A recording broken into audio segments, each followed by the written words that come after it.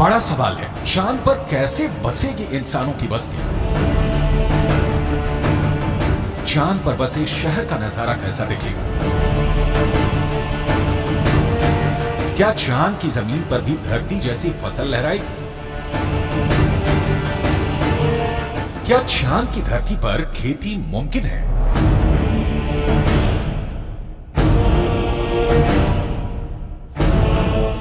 विज्ञान कहता है कि चांद पर अभी इंसानों के रहने लायक वातावरण नहीं है, लेकिन नासा का कहना है कि आने वाले वक्त में चंद्रमा की धरती को रहने लायक बनाया जा सकता है। लेकिन दावे के मुताबिक चांद पर बसने वाली बस्ती नहीं होगी सस्ती। अंतरिक्ष में चंद्रमा धरती का सबसे करीबी पड़ोसी पिंड है। पिछले 6 दशकों में इंसानों ने 100 से भी अधिक मून मिशन को अंजाम दिया है। सभी मिशन को कामयाबी नहीं मिली, लेकिन इन मिशन ने चांद को सबसे ज्यादा खोजा जाने वाला स्थान बना दिया और अब चंद्रमा पर जीवन की संभावनाओं की तलाश हो रही है।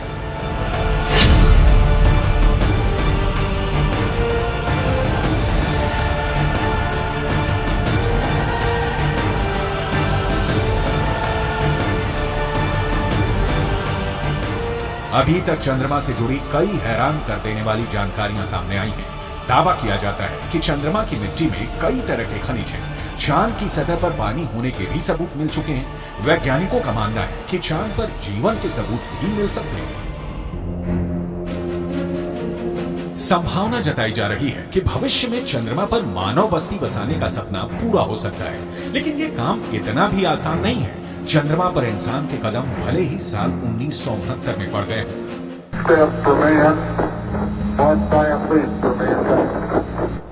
लेकिन कड़वी सच्चाई ये भी है कि 1972 के बाद से किसी भी अंतरिक्ष यात्री ने चांद पर कदम नहीं रखा।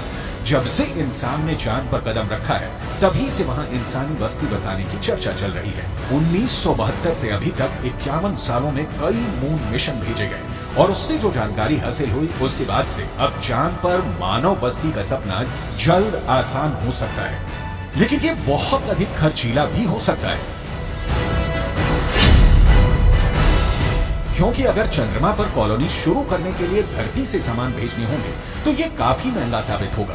एक अनुमान के मुताबिक सिर्फ 100 लोगों के लिए चांद पर जरूरी सामान भेजने के लिए करीब 1.25 लाख करोड़ रुपए का खर्च आएगा। ऐसे में अगर चांद पर इंसान को रहने लायक बस्ती बसानी है तो सबसे पहले रोटी, कपड़ा और मकान जैसी बुनियादी जरूरतों को पूरा करना होगा, जिसमें सांस लेने के लिए हवा, पीने के लिए पानी, पेट भरने के लिए खाना, हवा के दबाव से लैस रहने लायक जगह और रोशनी के लिए बिजली जरूरी होगी। दावा है कि इनमें से ज्यादातर जरूरतों को चांद से ही पूरा किया जा सकता है। चंद्रयान 1 की मदद से चांद पर पानी होने की पुष्टि हो चुकी है। पानी की खोज के बाद इसरो अब चांद पर जमी बर्फ का विश्लेषण करने में जुटा है। चांद की सतह की बनावट को समझने में लगा है। नासा के मुताबिक चांद के दक्षिणी ध्रुव पर बर्फ है। बर्फ के साथ साथ वहां दूसरे प्राकृतिक संसाधन भी हो सकते हैं। साल 1998 में नासा ने मून मिशन के तहत ये बताया था कि दक्षिणी ध्रुव पर हाइड्रोजन है। नासा का दावा है कि अधिक मात्रा में हाइड्रोजन होने की वजह से वहां बर्फ होने की संभावना है। इसके अलावा चांद के दक्षिणी ध्रुव पर बड़े बड़े पहाड़ और कई गड्ढे हैं। ज्यादातर गड्ढे ऐसे हैं जहां अरबों साल से अंधेरा है। अमेरिका के नासा के मुताबिक गुप्त अंधेरे के बीच यहां बर्फ का जमाव हो सकता है। अंदाजा ये भी है कि चांद के दक्षिणी ध्रुव पर अरबों सालों से पानी बर्फ के रूप में जमा हो सकता है। अगर चंद्रयान 3 का लैंडर और रोवर चांद पर बर्फ की मौजूदगी की पुष्टि कर देते हैं तो वहां मानव बस्ती बसाने की संभावना और बढ़ जाएगी। हालांकि इससे पहले भी चंद्रमा की सतह पर पानी होने के संकेत मिले थे। चांद के छाया में रहने वाले हिस्से में पानी के होने के संकेत मिल चुके हैं। वैज्ञानिकों को चांद के उस हिस्से में पानी होने के साक्ष्य भी मिले हैं जहां सूर्य का सीधा प्रकाश पड़ता है। ऐसे में अगर चंद्रयान 3 चांद के दक्षिणी ध्रुव पर पर्याप्त बर्फ होने की पुष्टि कर देता है तो चांद की सतह पर मौजूद बर्फीले पानी से इंसानों की बस्ती और चंद्रमा पर अर्थव्यवस्था के लिए आधार को तैयार करने में मददगार साबित हो सकती है। आइए रसायन विज्ञान की भाषा में समझ लेते हैं कि ये कैसे मुमकिन हो सकता है। रसायन विज्ञान में बर्फीले पानी का रासायनिक सूत्र होता है H2O। पानी एक एक अणु में हाइड्रोजन और ऑक्सीजन 2:1 के अनुपात में मौजूद होता है, यानी पानी के एक अणु को हाइड्रोजन और ऑक्सीजन में तोड़ा जा सकता है। H2O equals H2 plus O2, यानी पानी की मौजूदगी में चांद पर सांस लेने के लिए ऑक्सीजन बनाना आसान है।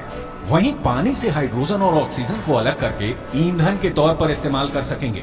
साथ ही साथ पानी से चांद पर बिजली भी तैयार की जा सकती है। साफ है, चांद पर मौजूद पानी कई समस्याओं का समाधान हो सकता है। पानी के इस्तेमाल से सिंचाई के लिए खेती का काम भी आसान किया जा सकता है, क्योंकि चांद पर इंसानों की बस्ती को लेकर रिसर्च कर रहे वैज्ञानिकों को तब बड़ी कामयाबी मिली थी जब चांद की मिट्टी में पौधे उगाए गए। अपोलो 11 मिशन के दौरान करीब 22 किलो सामान चंद्रमा से लाया गया था। इसमें तकरीबन 50 चांद के चट्टानों के टुकड़े और चांद की मिट्टी शामिल थी। शोधकर्ताओं को इस बात का बिल्कुल भी अंदाजा नहीं था कि चांद की धूल भरी मिट्टी में कुछ उग भी सकता है या नहीं। उन्होंने इसे एक प्रयोग के तौर पर लिया कि अगर अगली पीढ़ी में कोई चांद पर जाता है तो वहां पर कुछ उगा सकता है।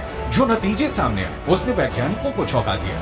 ऐसे में अगर चांद के दक्षिणी ध्रुव पर पर्याप्त मात्रा में पानी नहीं मिलता तो चांद पर बस्ती बसाने का सपना अधर में लटक सकता है। यानी चांद पर सस्ती बस्ती बसाने में चंद्रयान 3 बहुत बड़ा रोल निभाने वाला है, जिसकी शुरुआत चंद्रमा के दक्षिणी ध्रुव पर भारत के धमाकेदार दस्तक के साथ हो चुकी है।